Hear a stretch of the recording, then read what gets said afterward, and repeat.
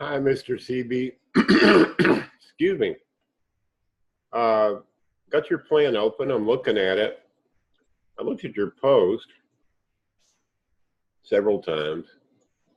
Not quite sure what the problem is. I need to have a simple square column in each outside corner.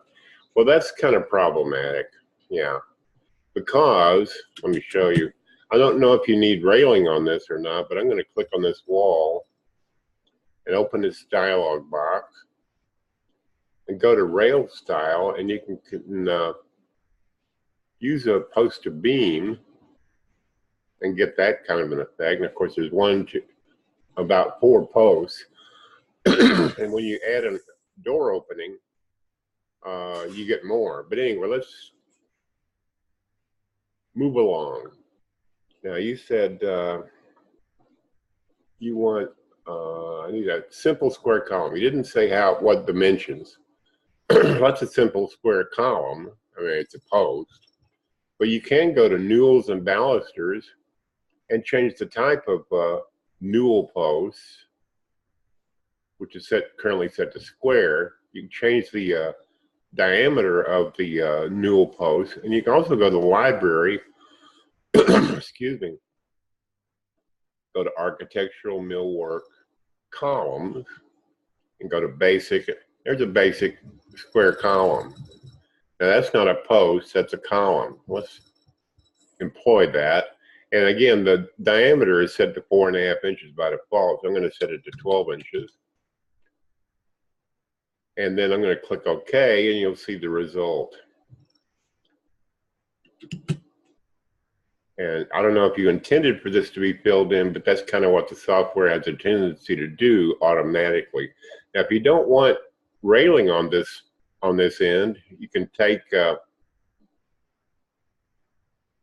open the dialog box and then go to newels and balusters, and I'm going to change the spacing to 20 feet, 240 inches. Now that'll just give us a column on either end. Now we'll go to rail style, and we'll turn off the railing, and we'll go down here under top and bottom rail and turn those off.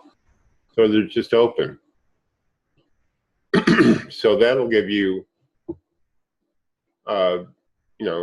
openness and 2 columns.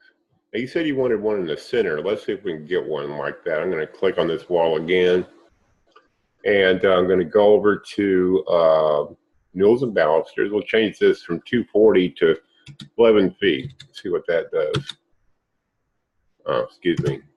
Hit the tab key. Yeah, let's try that. So that's what I think you want.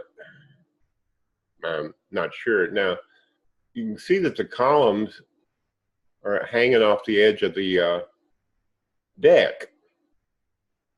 Well, there's a setting for that too. I'm going to click on that wall again, open it up, and go to newels and balusters. There's an offset. These are 12-inch columns, so I'm going to offset them 6 inches. Put in 6 inches in the offset input box. And you'll see what that pulled them in. Now, if you're using railing, the railing doesn't move in, just the columns. Well, I'm going to click on this wall and then press the shift key and click on that wall. See if I can get them both. No, I got the room dialog box. Try that again. Press the shift key. Now I'm getting the room dialog box. Okay, I'm going to do it in plan view. Let's get that one and that one. Open them up and get rid of the railing. Go to rail style. Open. Get rid of that stuff. And I want no half post at wall. That would put half of a column at the wall. We'll repeat this again. I'm going to set this to 12. And we'll go over here to library, architectural, millwork, columns, basic, square column, okay. And there's one other setting on rail style. It's post to beam. We'll see what we got. Looks like it added a column over here. If you don't want, see, it didn't add one here, but it added one here.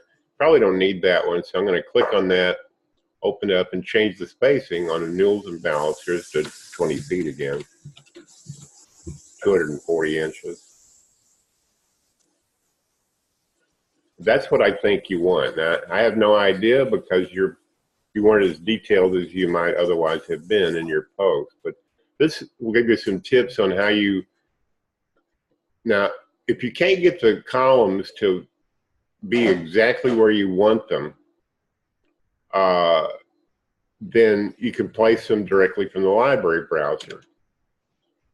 Sometimes I'll do that. I'll just make, let me just show you. I'm going to go over here to newels and balusters. I'm going to set the width to 0 on that wall. Now that leaves, let me hit the tab key. Yeah, okay. Just leaves, you'll see these in vector views. There's just a little human hair width of a column. It doesn't really do 0, but it gets close to it. Excuse me.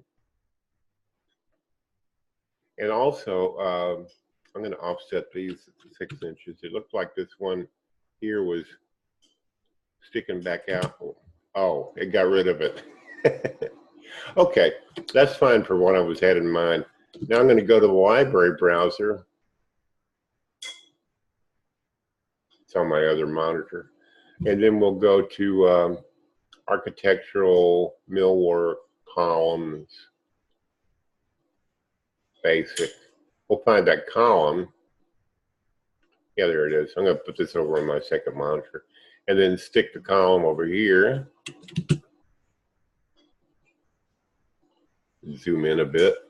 I'm going to take this column and line it up with this one. Oops. Snapped out of there for some reason. And also, it looks like these are not the same. Oh, yeah, this is 1 foot 2. So I need to open this and make it 12 and 12. So it matches the other columns I put there from the dialogue. And I'm going to get this to match up. It's doesn't want, being a solid object, it's actually occupying the same spaces as the wall, so that's the reason it's being a little reticent to go exactly where I want it to go. If you bump into something over here, the invisible wall, I'm going to move it over 3 inches. That's close enough for government work. And then I can click on that and close the distance. Yeah, this height here is set by the room dialogue ceiling height, which is 9 feet. And these come in by default, a little bit shorter than that. But this ought to fix you up in terms of how you can get exactly the effect you want. No matter what the software does, you can do something about it. Thanks for watching. I hope it helps you.